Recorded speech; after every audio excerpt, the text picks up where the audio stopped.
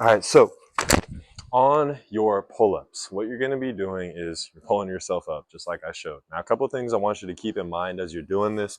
Number one, before you get into the actual pulling up, pack your shoulder down and back, just like we do on the lat pull down. You're kind of putting that shoulder down and back. And then from there, we're pulling ourselves up almost at an angle. Think about your chest being really proud on this.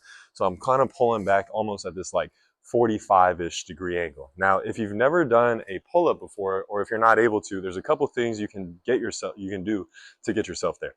Number one, you could do what's called active holds. So as I'm up here, I can kind of raise myself up and I can do some holds there, or even do these for reps, and you're just getting this pulling, this motion coming from your shoulder blades, so your elbows aren't really bending. The second thing, you can try to pull yourself up as high as you can and then either hold at that top there to develop some control, or just do that for reps. Now, if you're still not able to do that, a couple other things that you can do. Now, another thing you can do if you're not able to do a pull-up yet is you could do an assisted pull-up. So you can do that with bands for sure, or even there's machines, but you could also do this with a barbell. I learned this from Will Vertel, so shout out to him. But what you could do is you could set up a barbell at a height that you are able to pull yourself up at. So you can tell that, like right now, I still got my lower body into this, so I'm gonna get a little bit of an assist from there, rather than if I was doing a pull-up with just free, how you normally do a pull-up. And then it just takes a little bit of weight off, and then over time, as I'm able to hit whatever it is that I'm aiming for, whether it's reps or whatnot, I just move this up higher and higher, and the higher it goes, the less you're able to use your lower body, and then that makes it more like a true pull-up until you're actually doing a true pull-up. And so it really helps you develop that strength at the hardest part, which is the bottom of your pull-up. That's number one, or that's one variation. Another thing you can do to help you get a pull-up is called an inverted row.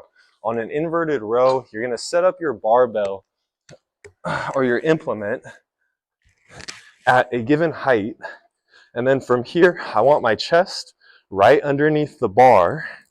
And the standard version would start out with your feet on the ground, and my knees are kind of bent at like a 90-degree angle. I want to keep my hips up, and then I'm pulling my chest up towards the bar. The straighter your legs get, the harder it is to keep your hips up and pull. And then eventually you can also elevate your legs on a surface such as a bench and do your inverted row. But those are a couple ways that you can get yourself to doing a pull-up if you're not able to do one yet. You can do those active holds, or you can even do the just kind of like pulling yourself on a pull-up, even if you can't go up to the top. The intent around it is going to train your nervous system to help you get there. You can also do the assisted pull-ups, not just with bands, but how I showed it with the barbell, using a little bit of your legs, or you can do inverted rows. So all those variations are good. I would say that the assisted pull-up one, using a bar in your legs, is probably the best way to get you there because it develops strength in that bottom position. But inverted row is a pretty good option as well. And that's how you're going to get your first pull-up if you can't already do